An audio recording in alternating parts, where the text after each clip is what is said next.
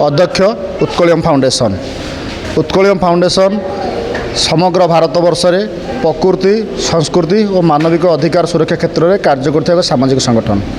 वर्तमान जो समाज रे सांप्रतिक परिस्थिति रे जो सामाजिक कर्मी मान भूमिका को नहीं एक सामाजिक कर्मी सम्मेलन आम राज्यस्तरीय सामाजिक कर्मी सम्मेलन भुवनेश्वर आयोजित कर